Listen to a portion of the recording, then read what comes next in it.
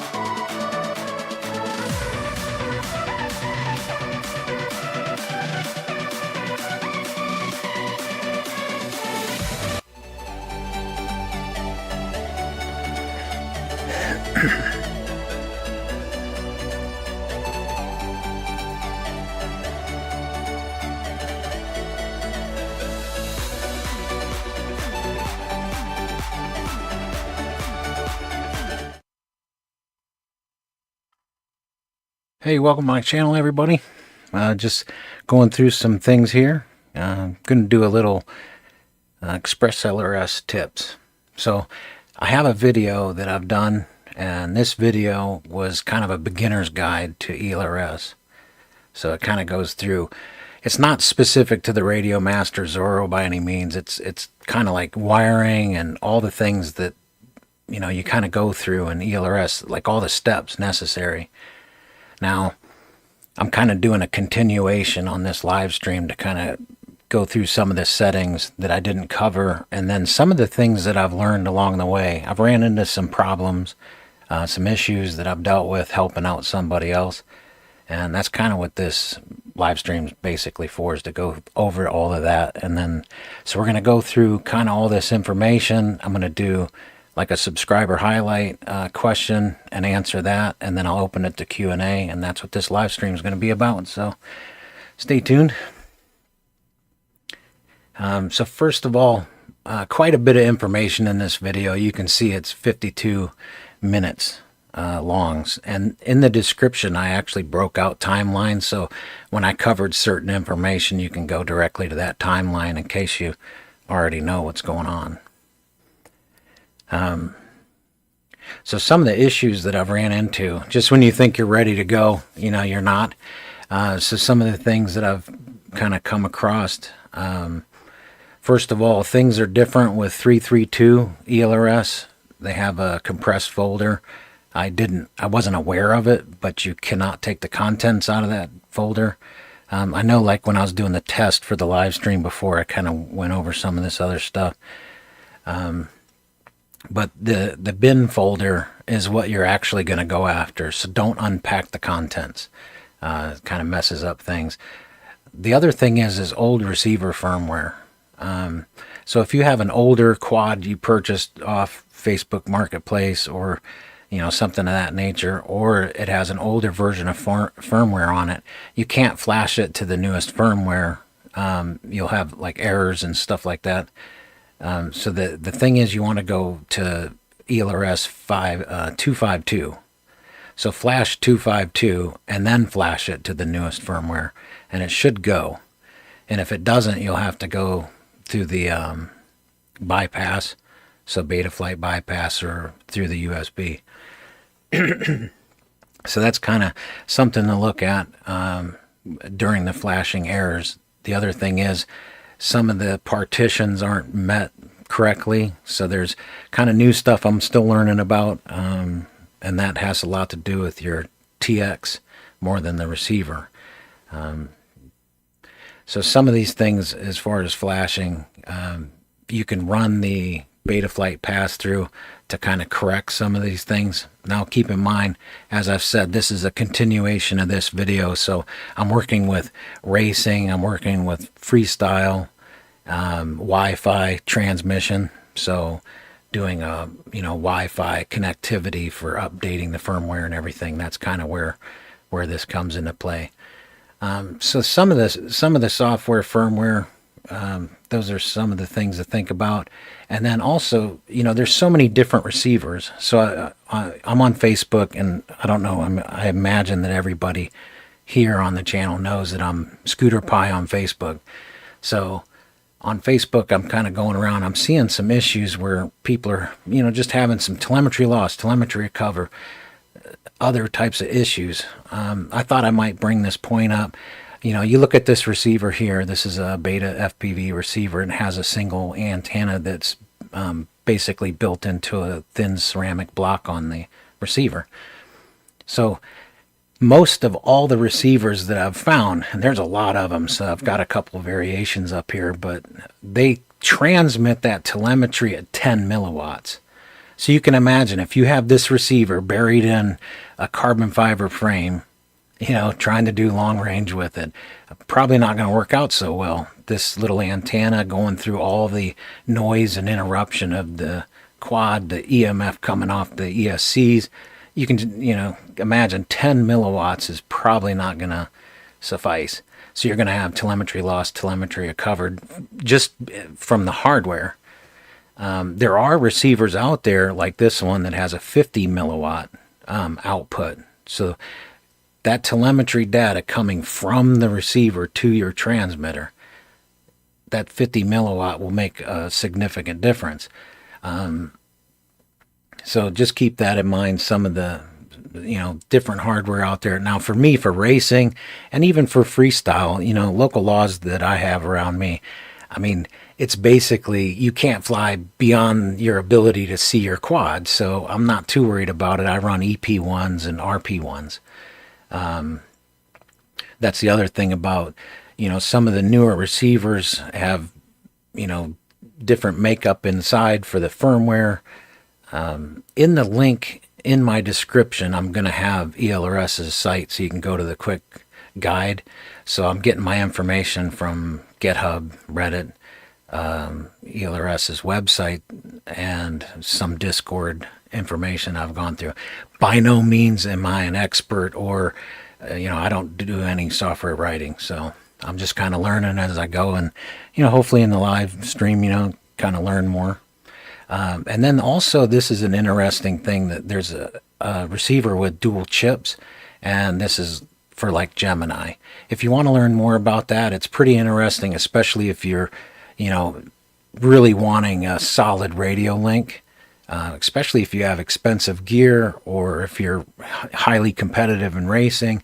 You might want to look at this Gemini system because the receiver has two separate chips, and then you'll have a transmitter with two separate antennas, and in your models in your radio you'll set up two different transmissions, and I think they said it was like 30 or 40 dB apart, so each antenna is broadcasting as if it's a separate unit. It's pretty cool. But just to give you an idea, there's quite a few different antennas out there, and different receivers. So if your telemetry loss, telemetry recover, kind of think about what your application might be. The other thing we want to cover is to get that telemetry data. I'm seeing a lot of people showing, I think it's a SpeedyBee F4 or F7. There's defaults in Betaflight that aren't really correct. So like RSSI, this is an analog RSSI input. We're not using that with ELRS. So you want to disable that, and you want to make sure the telemetry is enabled. I see a lot of people, I'll go on Facebook and I'm helping out all these people, and I'll say, hey, just take a screenshot of this, this, and this, and then send that to me. And I'll see these are in reverse. So that's not going to work out too well. The other thing I'm seeing is people will say, they're having issues where the quad isn't acting right. Can't understand. Why is my quad not acting right? This ADC filter, this is in the hardware section. So if you go into your Edge TX or OpenTX, go to hardware and look at your ADC filter and make sure that that's not checked. You don't want the ADC filter checked on your radio for RC smoothing because Betaflight has it built in. They're not going to work together well. So just to get your telemetry and to get the quad, the transmission uninterrupted, uncorrupted. And then the other thing is in CLI, there's a couple things you want to look at. If you type in get serial RX in the CLI, it kind of helps out because it'll give you these two, and you can just look at them and make sure they're off. If they're not, you can just copy, paste, and then change it to off. So you want to make sure both of these are off. And then another thing that people are running into is they have the constant warning. So if you look over here, like this is my setup. So this is my RSSI dBm. So it's negative 39, which is amazingly strong. Obviously, I'm sitting right in front of it. But as that negative number increases or goes towards a hole, that's when things can get sketchy. For me, negative 100 is a number that I want. But in Betaflight, a lot of the defaults are negative 60. And unfortunately, that's not going to work. ELRS is much more range than negative 60. So you want to go in here and set OSD underscore RSSI underscore dBm underscore alarm to equal negative 100. Now, if you want to do a range test on your build and just see like, wow, I can go to like negative 115 and not have an issue. For me, the antenna I'm using, the receiver I'm using, negative 100 starts to get a little sketchy. So you can set that in there. So then right here in your OSD, see this negative 100 I highlighted in red? It'll alarm you that your RSI is dropping to the point where you could possibly lose connection. So that's just a couple things I've seen that people had either incorrect or wasn't aware of it. So once we have the telemetry set up, you can go to your radio and you can go to the telemetry screen, and right here it says discover telemetry. So you click on that and it'll discover all the things that your receiver is sending back, keeping in mind that you went into Betaflight and you enabled the telemetry. So here's all the data that will come up, and then you just hit stop. It doesn't need to discover anymore. So therefore you have all your telemetry data coming back to your radio from your receiver. Anything set in Betaflight will come back as well. You see these little asterisks here? So these will blink, and this has to do with your packet rate.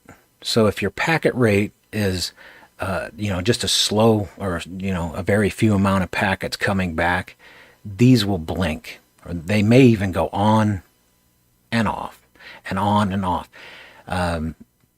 That has a lot to do with the speed, the transmission. So if you're running 500 packet rate, these are probably going to be solid. But here's the thing, if you don't see these on one of them or something, then there's something not right. So you want to make sure that these are communicating. And depending on your packet rate, if you're a long range person, you might have like very small amount of packet rate, and these will blank and then come back.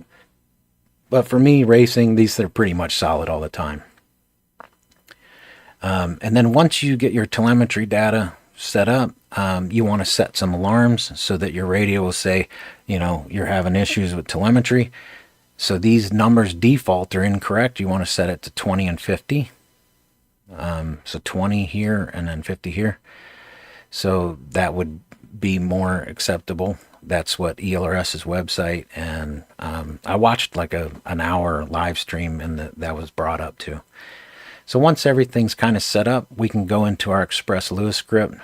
Like I said, if in that video I go through how to set all this up. So this is kind of a continuation to explain some of the things that are in here. So in your ExpressLRS, this top bar here is your message bar. So if there's an issue between your radio TX module and your receiver that's in your quadcopter, their message is going to be coming up here. So an error message. A lot of people are dealing with model mismatch issues because it's kind of a new thing they put in. So that message will come up here. It'll say model mismatch. And that's where you'll take care of it, is here. You'll either have it on or off. I run it on because I have so many quads on the same model.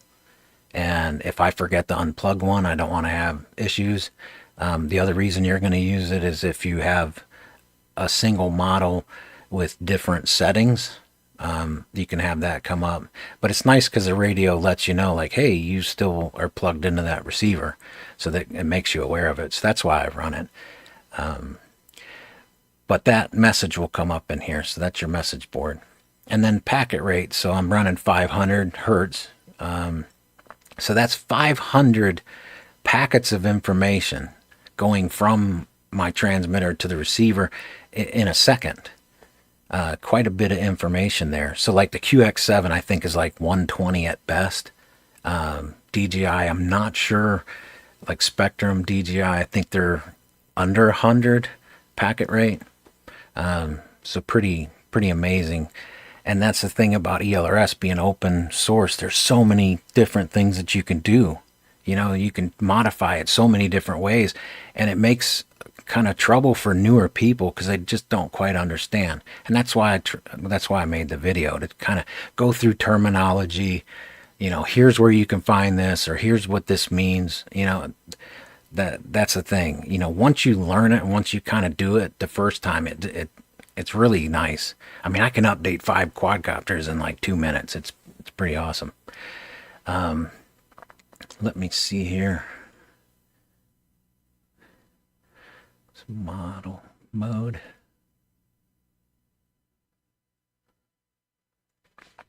All right, so telemetry ratio. This is 1. So this is another thing you'll have where your telemetry ratio. So if you have telemetry loss, telemetry recover, telemetry loss, telemetry recover, you might have too many telemetry packets being sent out and coming back, and you know, there's errors happening. So depending on their website, they have like what the telemetry ratio should be for the packet rate.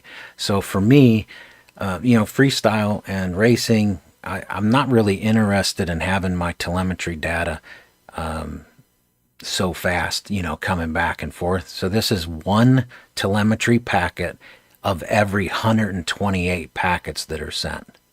So that's pretty slow, right? If you're long range and you're running your, you know, way down below 500, half, you know, 250, even lower than 250, you may increase this because you may want to know that telemetry data very quickly and precisely. And that's how I've interpreted it. But like I said, on the website, they have a nice little graph. And in my description, I have that website. Switch mode, hybrid. This has a lot to do with your switch. Like, you know, you always hear like you want your switches from 1,000 to 2,000. So low is 1,000 and high is 2,000. Well, that hybrid has to do with the switch, the bandwidth, the width of the switch. And that's what I run freestyle and racing. So in this example here, you can see that the output screen of your radio, and I go over this in my video. This is actually a screenshot from the video. So I kind of showed how to do the throttle. And you're only going to do the first 4. You're not going to modify the other ones because the first 4 are your stick movements. So like here you can see that my roll is down to 1,000.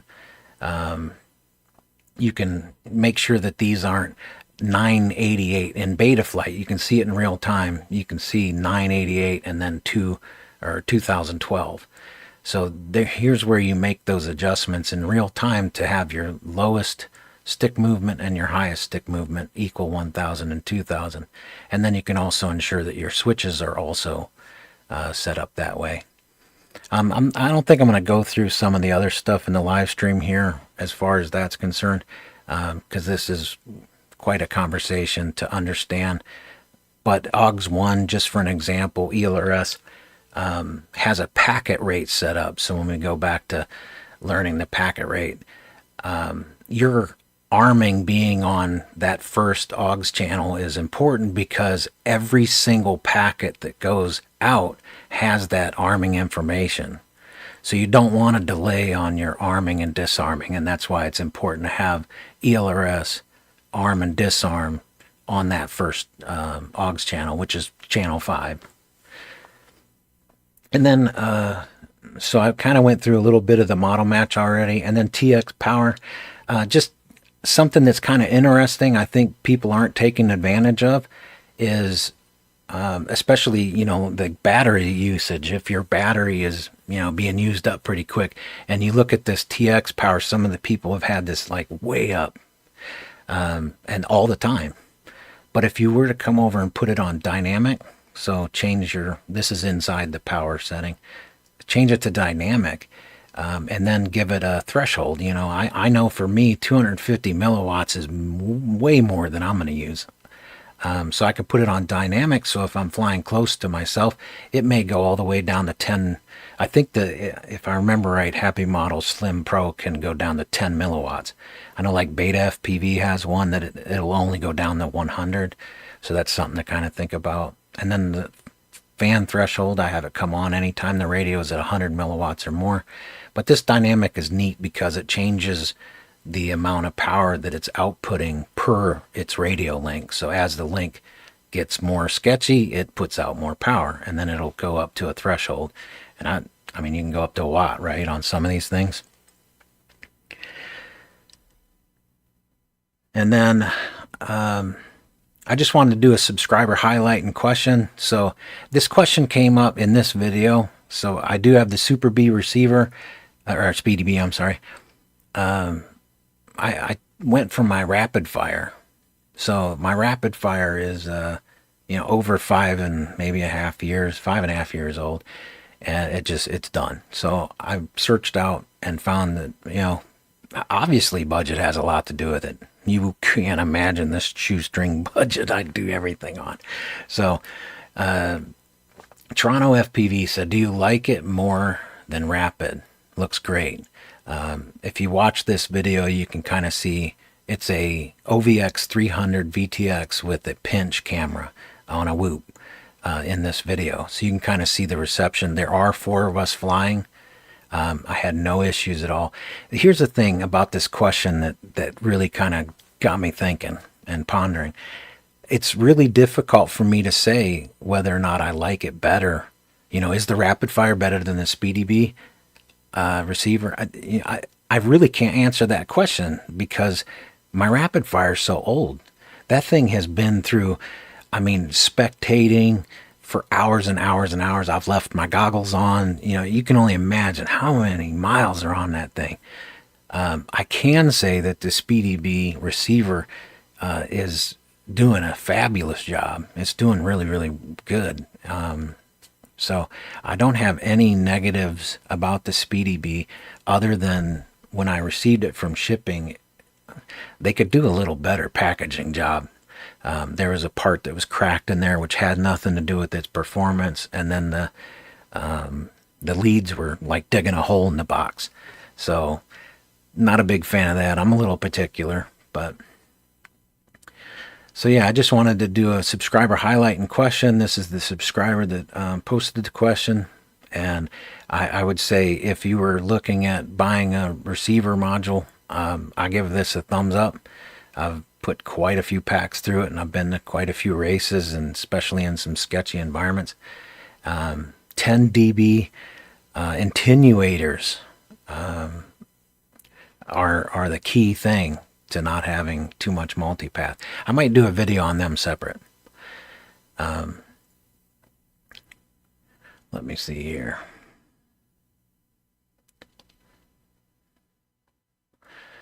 So at this time, I think it'd be kind of neat to do an open Q&A. So I'm going to jump over here to chat and kind of see who's come in. I wanted to get through this information as steadily as I could.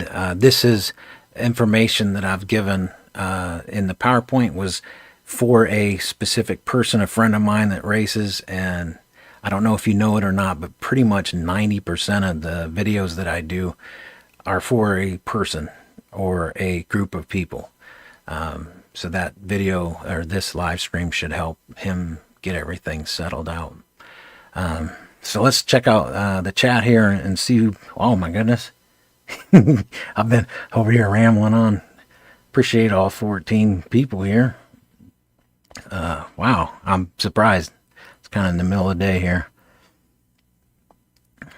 Car Guy for Life, what's up? Patchy Smoke. Newt McFly. Wow, 8-bit. How you doing? 8-bit says I see smoke. Oh no, it's probably coming out of my ears. Car Guy for Life. My solution to ELRS is just to mess with it until it goes. I love it. Radbot, what's up? John, how you doing, John? Seen some of the micros you're messing with. Robert, how you doing? Good to see you here. E-Doc. Double A. How you doing, brother? King FPV. Mad Kiwi. I think that's everyone. Dub Squared. Man, really missed you at the UWL race. I'm sorry. I hope you got things squared away with your car. Back to your log.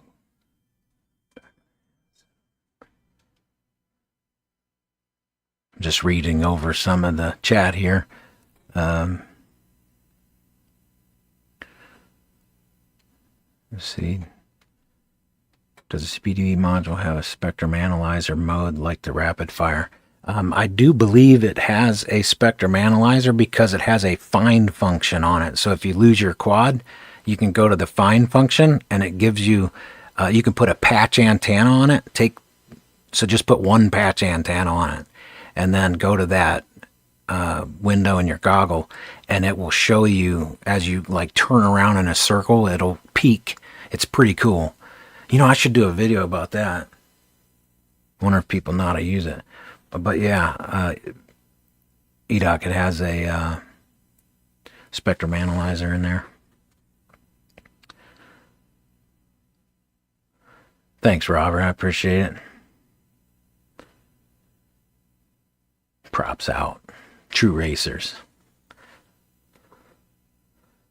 It's recommended gauge for hookup wire, specifically. So it's, I have, now I'll have to maybe do a plug here. I have an Amazon storefront. It's amazon.com/shop/PropsOff. And on that storefront, I have a like a small box for wire that I use. So recommended wire for hookup for ELRS. Like I use 30 gauge silicon wire, but it's from this brand because the insulation isn't like goober thick. Let me show you here. Let me grab it for you.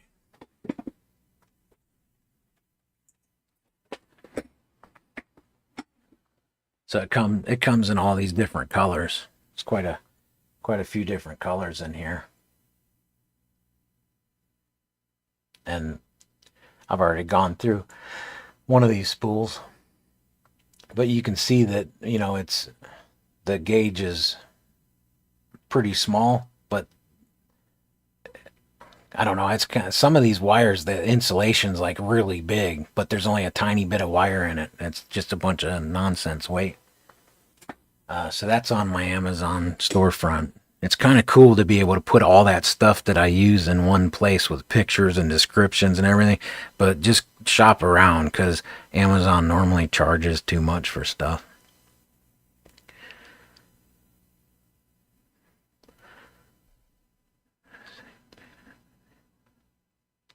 The Beta FPV 1S board with the RX loss issue. You know, I'm still kind of messing around with that. Let me see here. So in here I have, let me find my video. So this video right here, all the way to the right, I'm taking components off and messing around with that. I noticed that the board's thinner and thinner PCB, the components will pop up, and so it's not quite dead. So I have another video here where I show in detail of which portion. You can see that the light illuminates there. If you want to look at that video,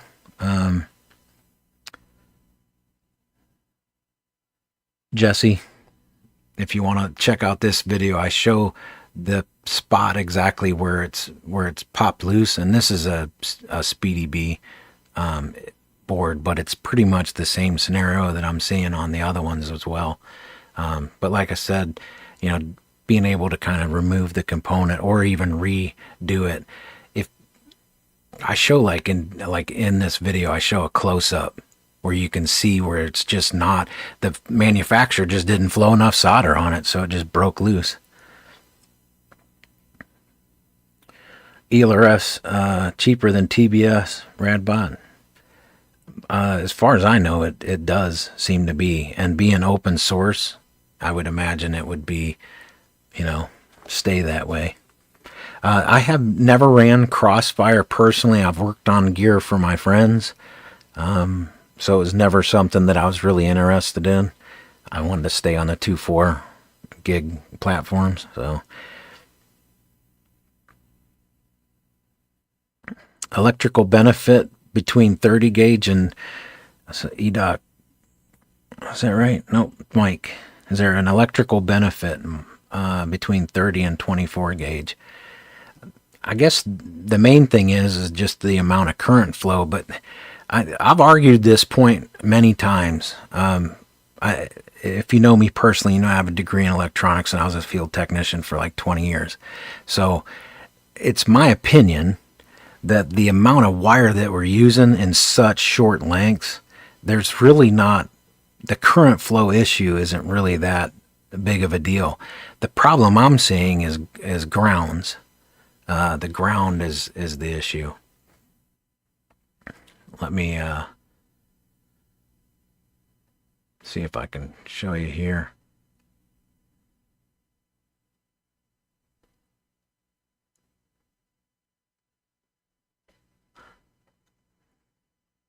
I got a lot of videos. The interesting thing is all of my videos are categorized in my head, so I know which video and usually where in the video the information is. So this video right here that I did a long time ago, it actually is more relevant now than ever.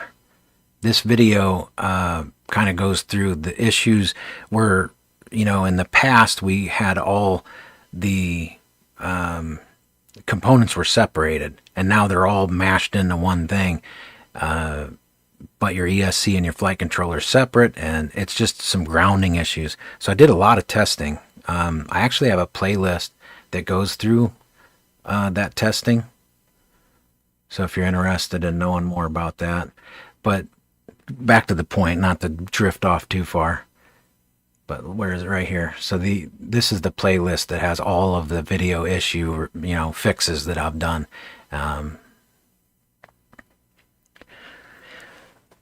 But yeah, as far as electrical benefit between 30 and 24, it's just current flow and then its ability to create a solid ground. Yeah, exactly, Doc. That's what I'm finding out is just adding just a little solder paste, heating it up, and getting it to cinch down better has been a benefit to me.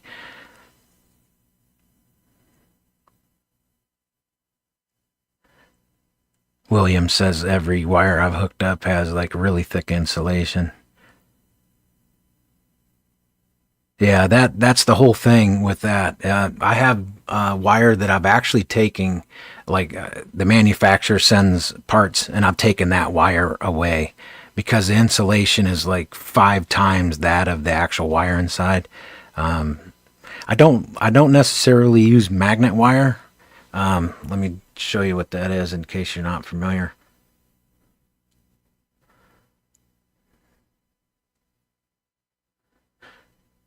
So, oh, sorry, I got chat on this side here. I forgot to put it on the other one. Apologize, everybody. I should have had the chat on the other window so you could see what what I'm talking about. Magnet wire.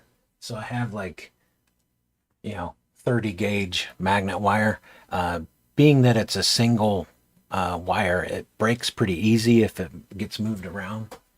But if it's a scenario where it's like never going to move or it's being glued down, especially for like LED lighting, I like that magnet wire. I'm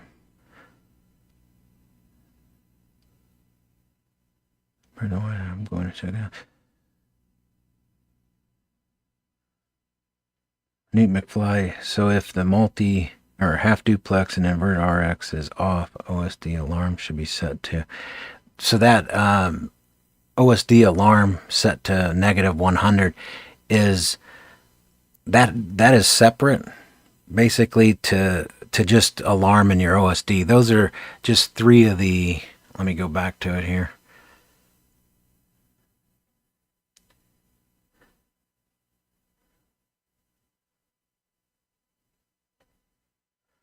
Sorry, it just takes me a second to transition through all the stuff here. So this is kind of separate. So you have the get serial. I don't know if you know it or not, but when you go in CLI and you're looking for something specific, but you're not sure where you just type in get space and then sum of the word, and CLI will generate everything that kind of hits that word.